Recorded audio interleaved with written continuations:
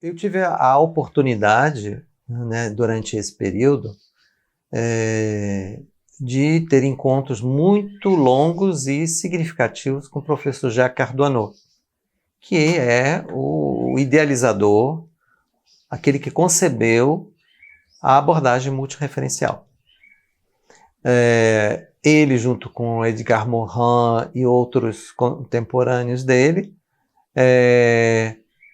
navegavam dentro dessa perspectiva da complexidade do sujeito.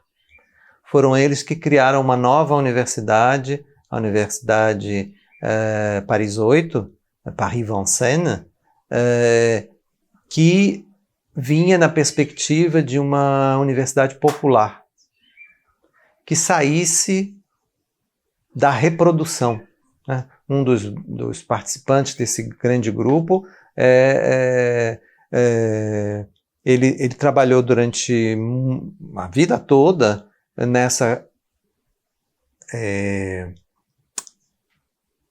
no estudo para mostrar como as estruturas universitárias e as estruturas sociais, elas reproduzem o status quo.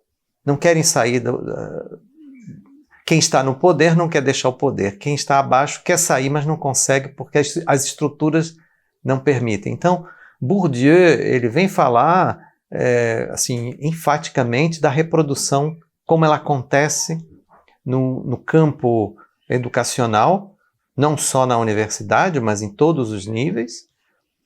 E então eles já começam a essa provocação de que tem que ser diferente.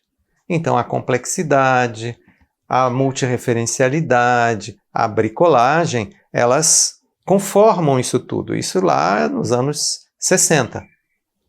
Então eu chego em 2006 para conhecer, eu já tinha conhecido o professor Jacques Ardoineau 2 anos antes, quando eu fui para uma missão na França, convidado pelo governo francês, e aí em algum momento eu consegui uma brecha na agenda para conversar com ele e apresentar o meu projeto, o que eu pensava em fazer, etc. Aí já tive uma grande orientação em 2000 acho que foi entre 2004 e 2005, não tenho certeza agora, a clareza da época, mas eu acho que foi isso.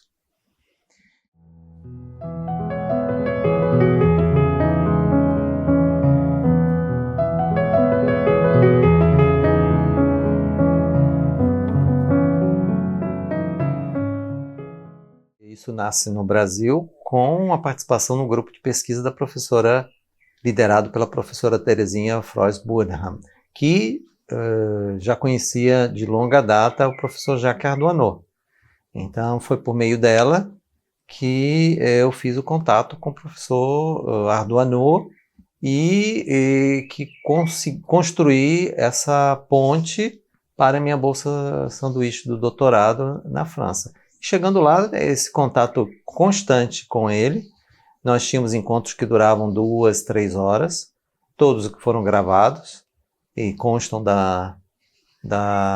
referencial da minha tese de doutorado.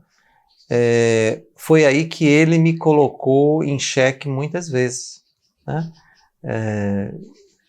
A partir do que eu pensava sobre o que eu estava trabalhando, a minha percepção de como poderia fazer as coisas. Ele colocava os pontos de vista dele e foi essa interlocução dialógica com ele. Ele me provocou a estudar a filosofia de Hegel.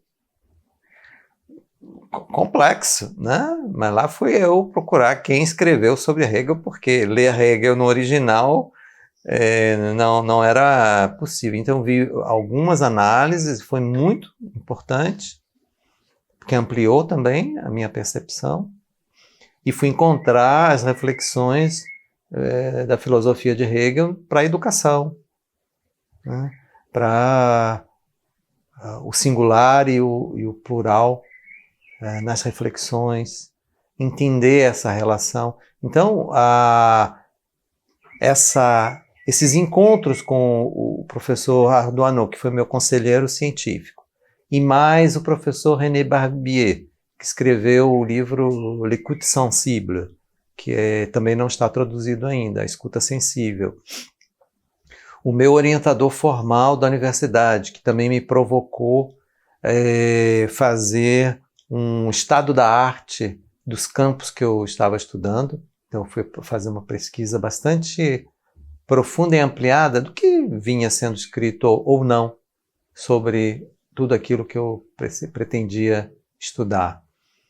As apresentações que fiz para os meus colegas do grupo de pesquisa de lá, a participação em algumas reuniões do Instituto de Pesquisas e Estudos Superiores em Turismo da Universidade de Paris I, a Sorbonne.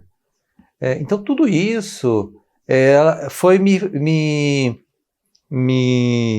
possibilitando a percepção daquele verbete que o Ardoino tem lá no livro dele, a autorização. Eu me autorizar como sujeito, como pesquisador, como professor, e a minha responsabilidade, sendo servidor público federal, dentro do IFBA, em trazer, reunir esses conhecimentos e trazer para o Brasil. E aqui, difundir esses conhecimentos. Então, eu acho que a reunião de todos esses elementos, né, de toda a minha trajetória, desde lá da vinda dos meus pais, o meu aprendizado de línguas estrangeiras, depois o aprendizado do que é o turismo, por meio do primeiro curso no SENAC, a formação de guia, a prática profissional de guia, no Brasil e fora do Brasil, as estadas no exterior, na Itália, na França, na Alemanha, na Tunísia, as outras idas ao exterior, já convidado pelo governo francês, com bolsa do governo francês, mais recente, a minha ida ao Canadá para estudar o acolhimento no Canadá e comparar o acolhimento feito lá com o acolhimento feito aqui. O que eu descobri sobre tantas coisas da América Latina e das Américas, que ainda não tive tempo de reunir e produzir em cima disso. Então, essa trajetória, ela tem provavelmente, não sei se eu posso dizer um turning point, né, um ponto de virada, mas eu acho que um ponto de concentração e depois de expansão. Eu vejo que essa minha estada na França, durante a minha Bolsa Sanduíche, que foi oportunizada pelo IFBA e pela CAPES, é fundamental. É uma experiência que eu posso enquadrar dentro do Grand Tour, dos séculos XVI, XVII, XVIII. Né? O que é um Grand Tour? É uma grande viagem de prática e aprofundamento de conhecimentos de diversas ordens. Né? Eram jovens da alta nobreza ou da alta burguesia que iam com seus tutores ver na prática, in loco, o que eles tinham estudado nos livros, nas discussões. Praticar línguas, fazer relações, visitar os museus, saborear da gastronomia, ampliar as relações e ir conhecendo ao longo do trajeto aquilo que inicialmente foi idealizado, né? Era a ida de jovens ingleses para conhecer o Renascimento na Itália. Esse era o objetivo principal, inicial, mas depois se ampliou, porque você não ia direto, não tinha avião, não tinha trem, era por terra, mar e terra, né? Porque tinha que atravessar o Canal da Mancha. Então, era nas pausas que isso tudo ia sendo feito, construído, para que no retorno, ao assumirem as posições da família, eles expandissem cada vez mais o conhecimento de diversas ordens. Né? Então, eu percebo que eu fiz diversos Grand Tours ao longo da minha trajetória, continuarei fazendo. Esse momento é um momento de compartilhar essas experiências de viagem, essas experiências de aprendizagem, de formação, né? Tanto é que na minha tese tem essa expressão, EAFEV, experiências de aprendizagem, de formação e de educação pelas viagens. Então, e não só as viagens físicas, essas que a gente, né, fala mais, mas também das viagens internas. Dentro da minha tese eu falo da educação transpessoal. O que é educação transpessoal? É você iniciar com a sua viagem interna.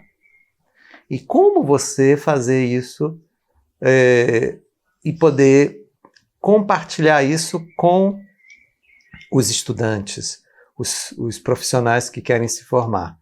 É a gente trabalhar na formação dos professores. Né? Se os professores não se fizerem as suas viagens internas e se entenderem como elementos importantes e fundamentais nesse processo, como condutores, como diz a representação de Hermes, né? Condutores de almas, a figura mitológica de Hermes. Né? O que é um professor? O que é um educador? Ele vai dar pistas, dar possibilidades de caminhos, mas quem escolhe é quem deseja fazer o caminho. Né? O professor ele está ali, deveria estar disponível com conhecimento suficiente para dar as possibilidades. Nem sempre o professor conhece tudo, é impossível. Né? A quantidade de conhecimento que existe acumulado é imenso, mas ele precisa saber utilizar os instrumentos. E eu acho que o bricométodo dá essa possibilidade, ele entendendo o que é, ele entendendo as técnicas que hoje estão disponíveis, eu acho que é um campo aberto a tantas possibilidades. Então, eu considero que a minha estada na França, nessa Bolsa Sanduíche, é esse ponto de convergência e depois de difusão, como a gente está fazendo, né, nos últimos tempos. E é essa proposta, né, que a gente vem construindo já há algum tempo, mais formalmente há 1 ano e meio, nesse grupo, mas que vem já de longa data. É uma inquietação minha ao longo do tempo como docente, inicialmente como docente de línguas, mas também como guia, porque eu era um condutor de pessoas, um condutor de almas, né? Não para o paraíso, mas para o paraíso na Terra, né? O Rio de Janeiro é considerada o paraíso, era, né? Então, eu acho que é um pouco isso tudo. Então, é um momento bastante singular, significativo, que abre essas possibilidades para o futuro, para quem quiser fazer parte desse processo.